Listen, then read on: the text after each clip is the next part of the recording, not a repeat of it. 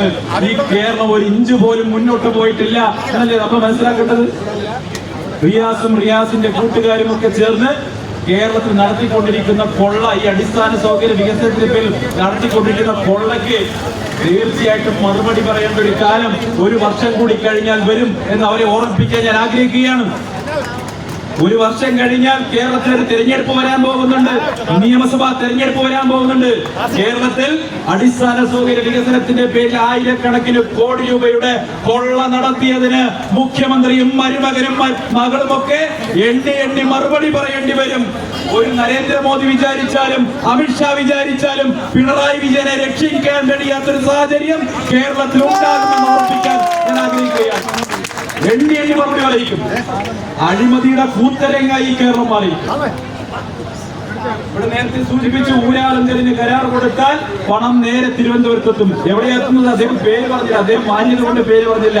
പക്ഷെ എനിക്ക് പറയാൻ പറ്റും, അത് എത്തുന്നത് വീണയുടെ ബാങ്ക് അക്കൗണ്ടിലാണ്. നമ്മൾ കണ്ടതാ, മുഖ്യമന്ത്രിയുടെ മകളുടെ ബാങ്ക് അക്കൗണ്ടിൽ മാസപ്പടിയായിട്ട് എത്തുന്നു.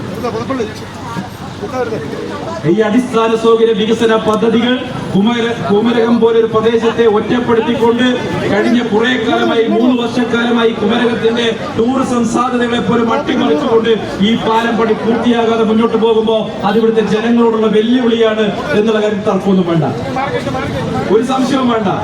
ഞാൻ ആലോചിക്കുക, ഈ കിഫ്ബിയൊന്നും ഇല്ലാത്ത കാര്യത്തിൽ ബജറ്റിൽ ഉൾപ്പെടുത്തിക്കൊണ്ട് ഉമ്മൻചാണ്ടി സർക്കാർ എത്ര പാലം പണിതു, എത്ര റോഡ് പണിതു, 1000-ലധികം പാലം പണിതു ഉമ്മൻചാണ്ടി സർക്കാർ, റോഡുകൾ പണിതു.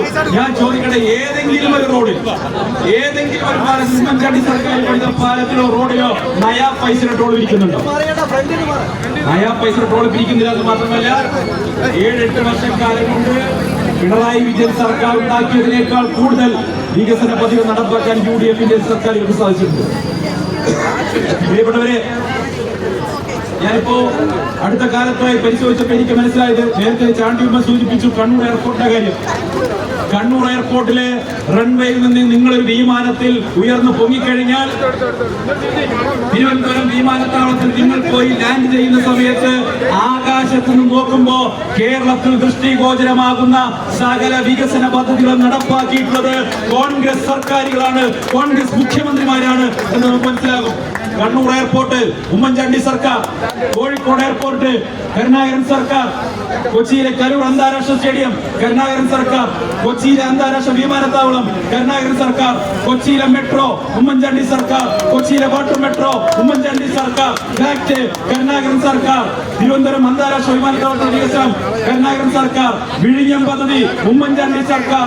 അങ്ങനെ പ്രിയപ്പെട്ടവരെ, ആകാശത്ത് നിങ്ങൾ നോക്കിക്കഴിഞ്ഞാൽ കേരളത്തിൽ കാണുന്ന എല്ലാ വലിയ വികസന പദ്ധതികളും കേരളത്തിൽ നടപ്പാക്കിയത് നമുക്ക് അഭിമാനത്തോടെ പറയാൻ പറ്റും. അത് UDF ഗവൺമെന്റുകൾ കേരളം ഭരിക്കുമ്പോഴാണ്, കോൺഗ്രസ് സർക്കാരുകൾ കേരളം ഭരിക്കുമ്പോഴാണ്.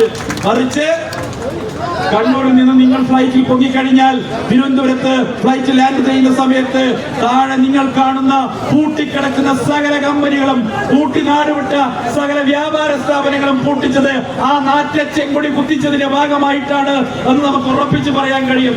CPM-കാർ സമരം ചെയ്തിട്ട്, CPM-കാർ പൂട്ടിച്ചിട്ടാണ് കേരളത്തിലെ സകല വ്യവസായ സംരംഭങ്ങളും പൂട്ടിപ്പോയിരിക്കുന്നത്.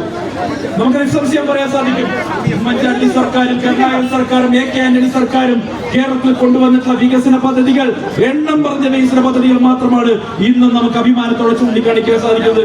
കൊച്ചി സ്മാർട്ട് സിറ്റി പദ്ധതി ഉമ്മൻചാണ്ടി സർക്കാർ കൊണ്ടുവന്ന സമയത്ത് അഴിമതിയുടെ ആക്ഷേപം ഉയർത്തിയ ആളുകൾ ഇന്ന് ആ സ്മാർട്ട് സിറ്റി പദ്ധതിയെ തകർത്ത് തരിപ്പണമാക്കി ദുബായ് ഹോൾഡിംഗ് അതിൽ നിന്ന് പിന്മാറി തിരിച്ചു പോകേണ്ട സാഹചര്യം ഉണ്ടായി. വിഴിഞ്ഞം പദ്ധതിയിൽ 6000 കോടിയുടെ അഴിമതി പെടുന്നു എന്ന് ആക്ഷേപിച്ച ഞങ്ങൾ അധികാരത്തിൽ വന്നാൽ അദാനിയെ പറപ്പിക്കുമെന്ന് പ്രഖ്യാപിച്ച പിണറായി വിജയൻ അധികാരത്തിൽ വന്നപ്പോ അതേ അദാനിയുടെ പേര് പ്രിന്റ് ചെയ്ത ബലൂണ് ആകാശത്തേക്ക് പറപ്പിക്കുന്ന ഫോട്ടോ നമ്മൾ കണ്ടു. പ്രിയപ്പെട്ടവരെ, അതേ അദാനിയുടെ മകനെ മുഖ്യമന്ത്രിയുടെ വീട്ടിനകത്ത് കൊണ്ടുപോയി ഭക്ഷണം വിളമ്പിക്കൊടുക്കുന്ന കമല ചേച്ചിയെയും നമ്മൾ കണ്ടു, അല്ലേ?